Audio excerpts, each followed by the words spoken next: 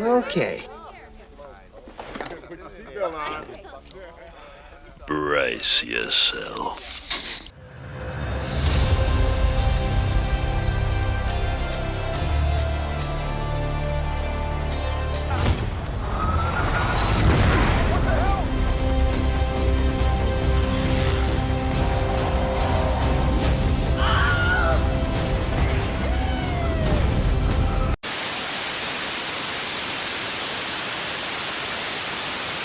Hey guys, welcome back to Rewind Reviews. Today we're going to be jumping forwards in time to the present day 2022 to look at Top Gun Maverick. The sequel to the 1986 film was directed by Joseph Kosinski and written by Erin Kruger, Eric Warren Singer and Christopher McQuarrie. The movie follows Maverick once again 30 years later, where he works as a test pilot and dodges most of the advancements in the rank that would have him grounded. But eventually he's pulled back into Top Gun one more time to become a flight instructor, to train up a new generation of pilots to take on a very dangerous and possibly life-ending mission. The film stars Tom Cruise once again, Miles Teller, Jennifer Connelly, John Hamm, Monica Barbaro, Glenn Powell and Charles Parnell, among a whole host of other familiar faces. When it comes to my thoughts on the previous movie, the 1986 film, I wasn't the biggest fan of it. I thought it was good for what it was, but I didn't think it was generally great. If you want a more in-depth look at what I thought of that movie, I do have a review for that film on my channel and I'll put the link down in the description. So when they were announcing that they were going to be making a sequel for it, originally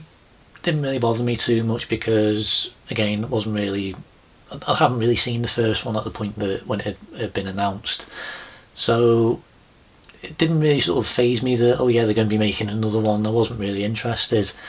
But then movies like Mission Impossible Fallout were coming out and they had some pretty amazing sequences that involved helicopters, and I started getting quite interested in seeing what it was that they might be able to do with planes. And eventually, once I started seeing a lot of the marketing for the new film, along with all the featurettes that they're releasing, all about the real stunt work with Tom Cruise and the cast actually going through training to become pilots, it really did start getting my interest, and the marketing for this movie really did gain my interest.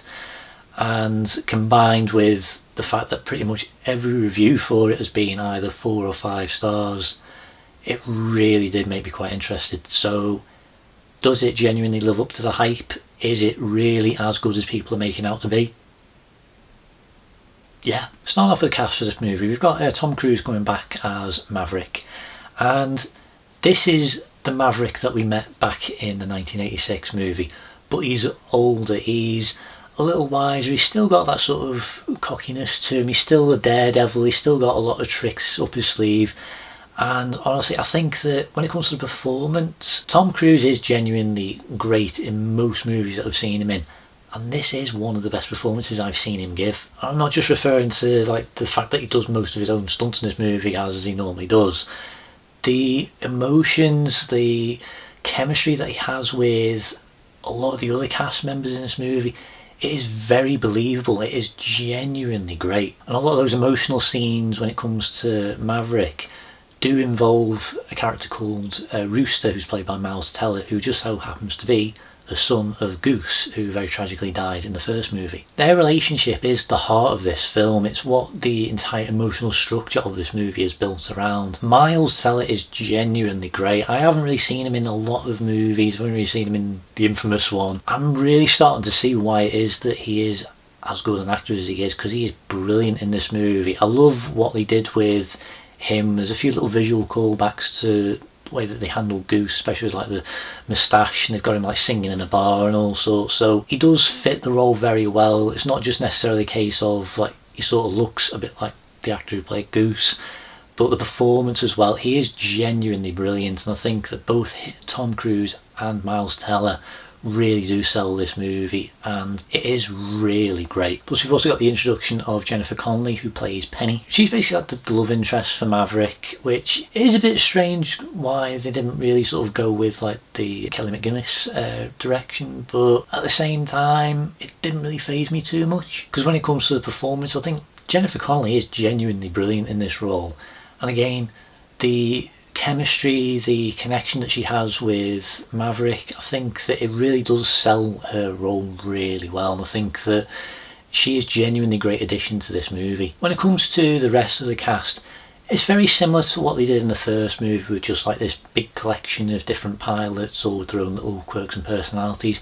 I feel like this lot are actually a bit more defined, because we do get to spend just a little bit more time with a few of them, and we get to interact with a few more of them as well, like including Hangman, Fanboy, Payback, Phoenix, Bob, Warlock, Cyclone, Hondo. They are genuinely good. I do think that every single performer in this movie is really great in their role. Some of them you will recognise, but there's others that you might not have seen before. I do think that everybody is genuinely great within their roles. But as I said, they are quite similar to what happened in the first movie, where they do kind of take a bit of a backseat for the main characters, which is Tom Cruise's character, which honestly I think most people are in this movie to see Tom Cruise. So it is great that they have put Maverick front and centre. I mean, his name's in the title. But it's good that we do get to see them all sort of hanging out, and we do get to sort of see how they all sort of connect to each other. Now, I was sort of debating on whether or not to bring this up for this movie, because I would have considered this a bit of a spoiler, but nearly every single news outlet and review seems to be reporting on this, so I don't really consider this much of a spoiler. So if you don't want to know this, then I'd say jump forwards about a minute or so. So there's been reports that another character was going to be making an appearance in this, and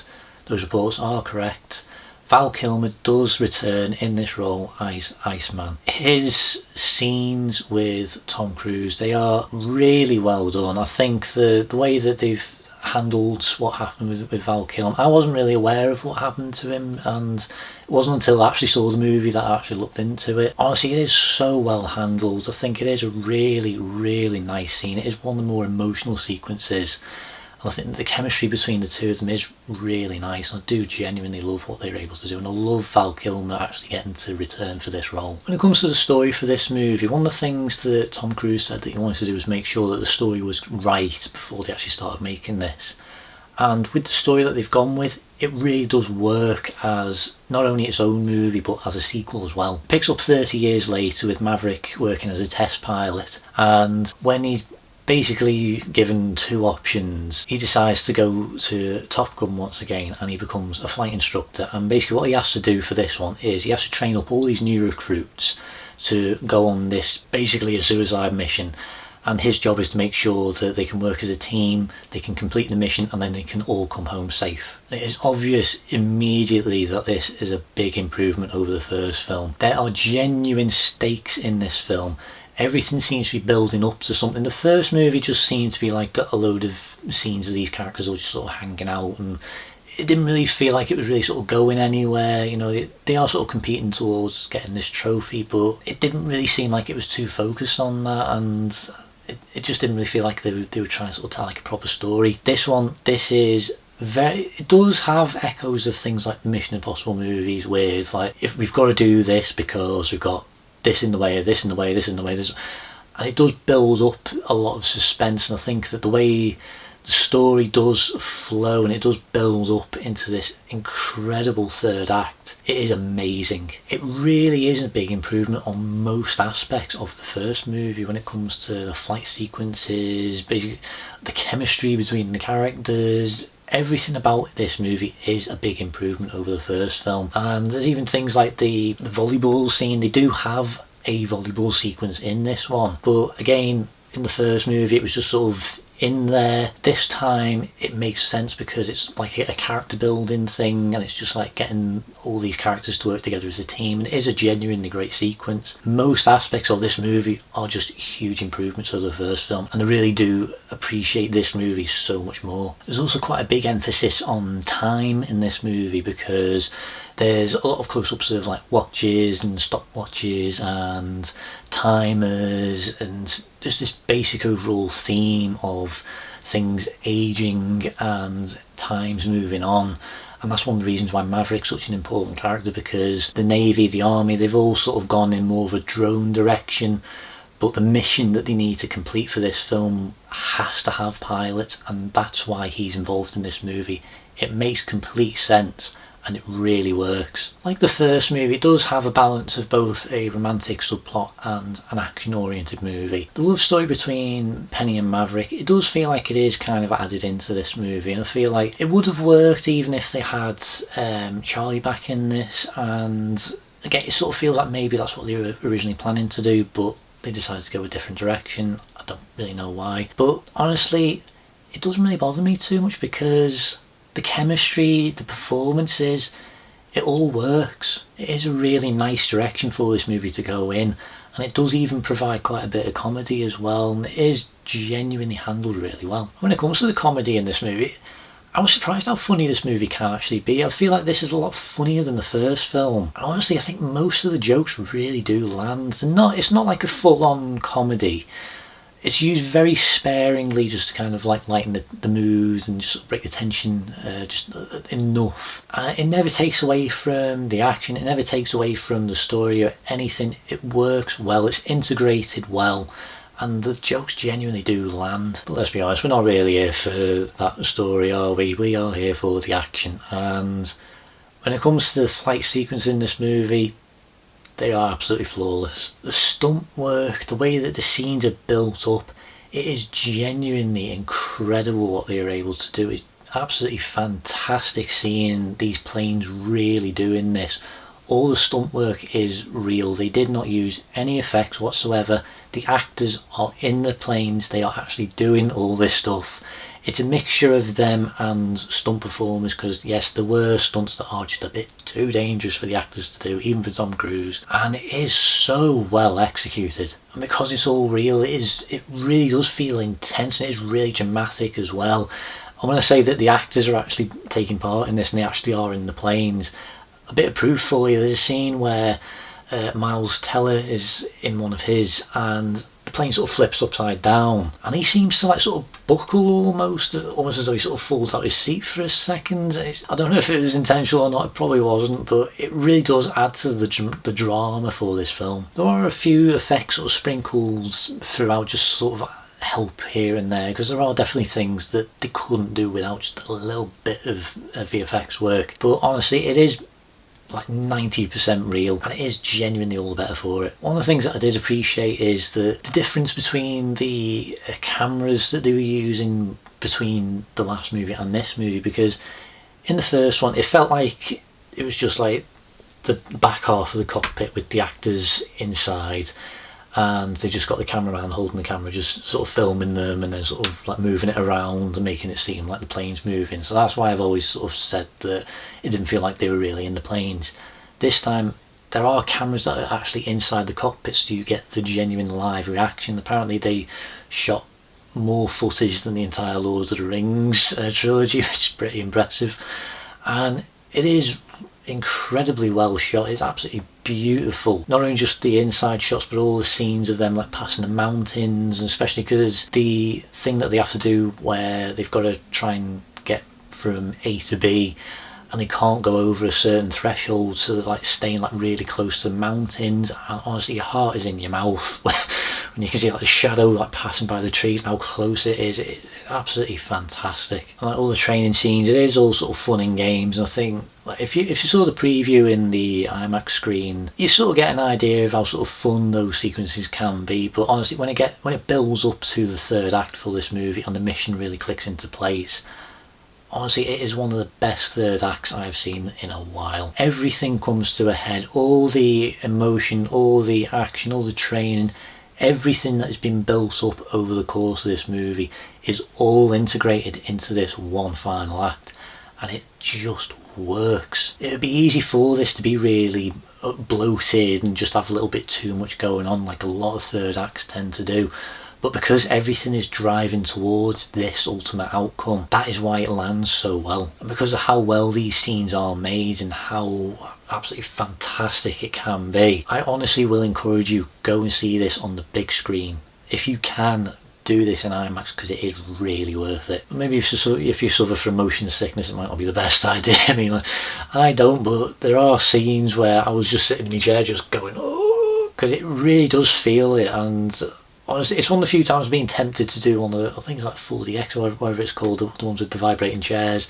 It's one of the few times that I've actually been tempted to maybe do that, but I don't know if I will. Maybe even the Dolby Atmos. I mean, I've never actually done those before. I have been looking for a movie that might actually work quite well for it, and I think that this might be one that really does. But yeah, honestly, if you do get the chance to go and see us on the big screen, please do not wait for this to come out on streaming services or on Blu-ray, because you will be missing out. Now, when it comes to the movie actually being a sequel, yes, it does follow on from what happened in the 86 movie, and there are a lot of callbacks, there are a lot of little references to events that took place. For people who are fans, there is a lot of nostalgia. It does have a lot of those kind of moments, and I feel like they're integrated very well into this story. They don't distract from the main plot, and they are used very well. In recent years, we've had a lot of different movies that do kind of use nostalgia to try and boost how people feel about their movie, because we've had things like The Force Awakens and Ghostbusters Afterlife and Jurassic World. They all kind of use nostalgia to kind of like build up their story a bit more, and when it comes down to the actual story on their own, it's not as great, and it just sort of feels like it's a bit of a repeat of what we've seen before. This one is very much a new story. It doesn't repeat everything that happened in the first film. It builds off of it, and it uses the events of the first film to really help heighten the emotional stakes of this film. But having said that, I have openly admitted that I've only very recently watched the first movie. I watched it like the week before the new film came out, so the nostalgia stuff doesn't really bother me. It didn't hit me, it didn't really sort of make me feel anything or go, oh, I remember this from my child. There was nothing like that in this movie, but it still had that emotional value to it. There is a genuinely great story and characters that really does make this movie an emotional ride. It doesn't rely on the nostalgia to get you in the feels, and honestly it works so well as its own movie. It is a benefit if you are aware of what happened in the first film, but you can go into this one and just enjoy it for what it is. The music was created by Harold Faltermeyer, Lorne Balfe and Hans Zimmer, and that's a pretty great combination there. The overall score for this movie, it's kind of a mixture of old and new. They do have the old themes in here, like the Top Gun theme and a few of the songs here and there, but when it comes to the score for this movie, it does have that sort of Hans Zimmer kind of vibe to it, so it does make the movie a lot more intense, and I do think that it does sort of build up a lot of those action scenes a lot more, but it doesn't overshadow everything too much. Plus the added benefit of having the classic theme getting integrated, it really sounds great, and it does feel like this is still part of the franchise. You also get a couple of songs making a return as well. We still have Danger Zone, we still have Sweet Balls of Fire. We do get those sort of classic themes, but then we also have a few newer ones as well, with Lady Gaga's Hold My Hand and One Republic's I Am Worried. And those songs are really great for this movie. I think that the One Republic one's kind of my favourite out of the ones that they've used, the new ones that they've used in this movie, because it really does work for that scene that it is used in. But I do love the Lady Gaga song. They do feel very connected to this movie, and I think that the overall soundtrack is excellent. Overall, I think this is a genuinely incredible movie. I think everything from the performances, the action, the cinematography, the editing, the soundtrack, everything about this movie is genuinely great. There have been a lot of people who have been very over exaggerated when it comes to this film, basically saying that's one of the best films that they've ever seen and it's one of the best action movies of the past decade. I don't know if I'd go that far, because there have been a lot of other films that have sort of hit me similarly, or maybe just a little better here and there, but honestly, when it comes to 2022, this is one of the best films of this year so far, and I don't know what could really top it at this point. There isn't a single part of this movie that I can really complain about. The only issue that I actually have with it is through the love story, but honestly the performances, the way that it's integrated into the movie, plus how it emotionally resonates, it all still works, and honestly it doesn't bother me one way or another. It is a genuinely fantastic movie throughout, and that is why I'm giving this movie a 10 out of 10. I would absolutely recommend this movie. I think this is a must watch for fans of the original movie as well as casual cinema goers. Honestly, you will have a good time with this film. And just to repeat, make sure you see this on the big screen. You know, it's often quite hard trying to do a review for movies like this, because you just want to go like, oh my god, you've got to see this. But I don't really want to sort of do that, because I feel like when you really sort of start bigging up a movie to the point where it's absolutely ridiculously overhyped, the level of expectation for whoever it is that's going to watch it after that recommendation is more than likely going to leave them a little bit disappointed, because they are going into this expecting like the best thing they've ever seen. And it's happened before. There are plenty of different movies and TV shows that have had like these ridiculously overhyped exaggerations of how good these movies or TV shows are, and when I've actually got around to watching them, I just sort of thought, was that it? So honestly, don't go into this movie thinking, oh my god, I'm going to see one of the best movies ever made. Go into this thinking that you are going to watch a good sequel. And I think that's probably the best way to really sort of dive into this kind of a movie, because it is really good. It is genuinely worth watching, and honestly I think that you will enjoy it. But that's all I've really got to say for today, so thank you so much for watching. Please like, please subscribe, hit the notification button to keep up to date on everything going on this channel. If you have any suggestions for any older movies or anything new coming out that you want me to take a look at and do a review for, let me know down in the comments. Let me know what you guys thought about the movie. Where would you rank it compared to the last movie? Would you say it was better? Would you say you preferred the original? Let me know down below, and honestly thank you so much for watching, and I'll see you next time on Rewind Reviews. See ya.